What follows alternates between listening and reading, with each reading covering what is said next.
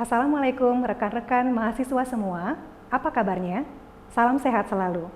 Kali ini bersama saya, Ibu Rani Sauriasari di kelas Farmakoterapi 3. Kali ini kita akan mempelajari salah satu penyakit infeksi saluran pernapasan bawah yang cukup sering terjadi dan tinggi angka morbiditas dan mortalitasnya, yaitu pneumonia. Setelah mengikuti kuliah ini, mahasiswa mampu mengkaji tata laksana terapi pneumonia. Sebelum mempelajari farmakoterapi pneumonia, kita perlu mengetahui apa sih pneumonia itu dan apa saja tipe-tipenya yang ada.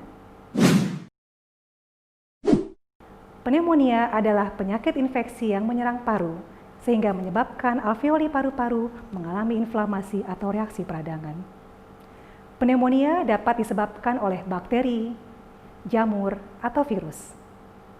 Apa saja jenis pneumonia yang ada berdasarkan sumber asal penyakitnya? Mari bersama kita lihat gambar berikut ini.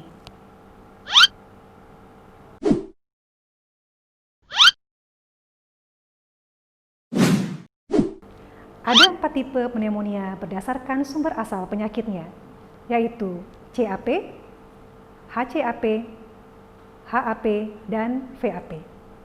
Bagaimana membedakan keempatnya? Pertama, kita bagi pasien menjadi 2 kelompok terlebih dahulu, yaitu 1.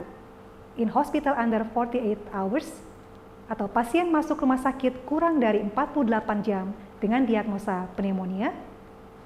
2. In hospital over 48 hours, jika pasien masuk rumah sakit lebih dari 48 jam, baru kemudian terdiagnosa pneumonia. Jika pasien masuk rumah sakit kurang dari 48 jam dengan diagnosa pneumonia, maka kemungkinannya adalah CAP atau HCAP.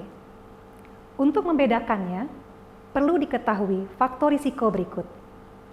Pertama, apakah pasien dirawat inap untuk perawatan penyakit akut selama kurang dari 48 jam dalam 90 hari terakhir? Dan kedua, atau tinggal di panti jompo atau fasilitas perawatan jangka panjang dalam 90 hari terakhir. 3. Atau menerima terapi infus atau perawatan luka dalam 30 hari terakhir. 4.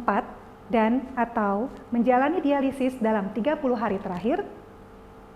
Dan terakhir yang kelima, atau kontak erat dengan orang yang menderita MDR atau multidrug resistant dalam 30 hari terakhir. Jika kelima faktor risiko tersebut tidak ada dalam riwayat pasien, maka kemungkinan pasien mengalami CAP atau Community Acquired Pneumonia, yaitu pneumonia yang didapat dari komunitas. Lalu, bagaimana dengan HCAP? HCAP atau Healthcare Associated Pneumonia kemungkinan terjadi jika pasien masuk rumah sakit kurang dari 48 jam dan didiagnosa pneumonia, serta pasien memiliki riwayat minimal salah satu dari faktor risiko 1, 2, 3, 4, dan 5, sehingga meningkatkan risiko terpapar mikroba virulen di fasilitas kesehatan atau healthcare facility tersebut. Contohnya, dalam 90 hari terakhir, pasien pernah dirawat inap untuk perawatan penyakit akut selama kurang dari 48 jam atau faktor risiko 1, atau menjalani dialisis dalam 30 hari terakhir atau faktor risiko 3. Kemudian, bagaimana jika pasien masuk rumah sakit lebih dari 48 jam baru kemudian terdiagnosa pneumonia?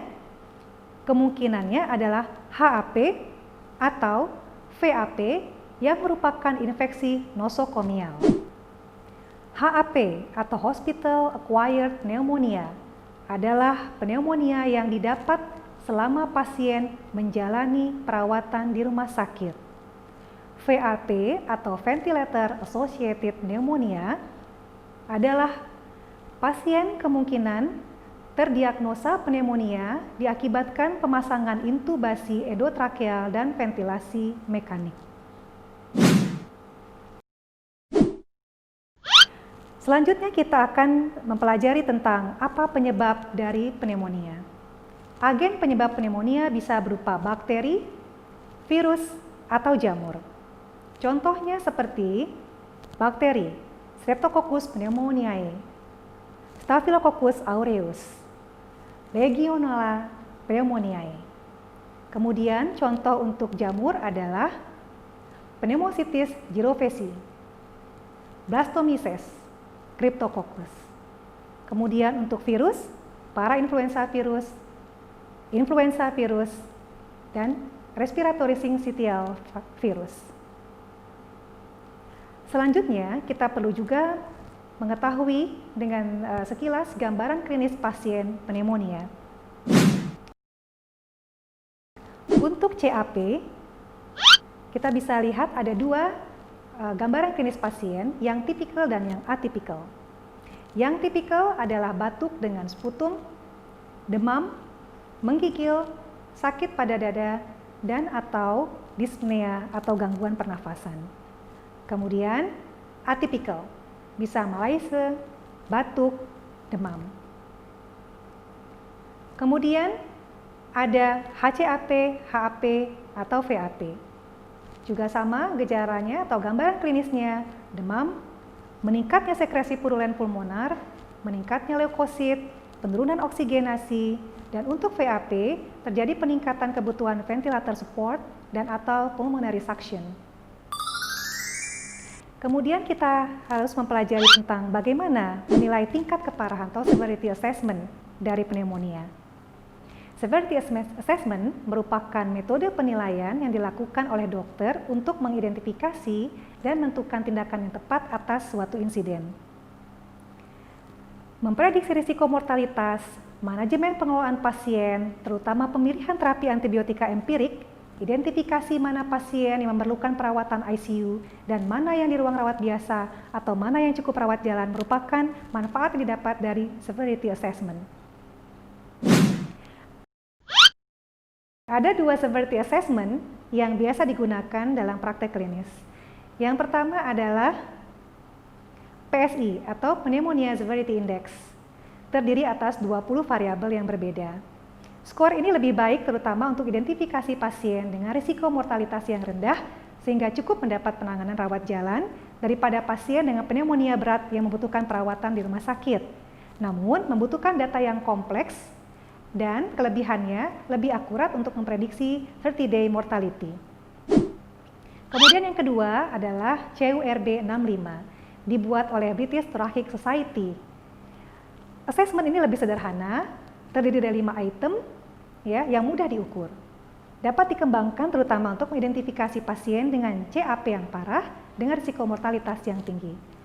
Namun keterbatasannya adalah ada stratifikasi pasien dalam 2 kelompok, yaitu parah dan tidak parah. Kemudian juga tidak mengidentifikasi pasien dengan risiko kematian yang rendah yang bisa keluar dari rumah sakit lebih awal atau cukup menjalani perawatan di rumah atau rawat jalan. Selanjutnya, kita akan mempelajari tentang antibiotika apa saja yang digunakan untuk menangani pneumonia.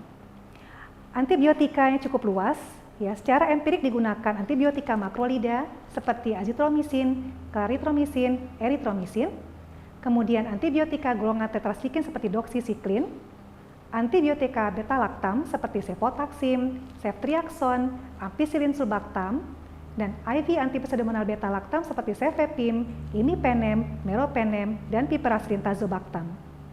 Kemudian juga ada antibiotika golongan aminoglikosida seperti amikacin, gentamisin, tobramisin, dan antibiotika fluorokinolon respirasi yaitu moxifloxacin, gemifloxacin, dan levofloxacin.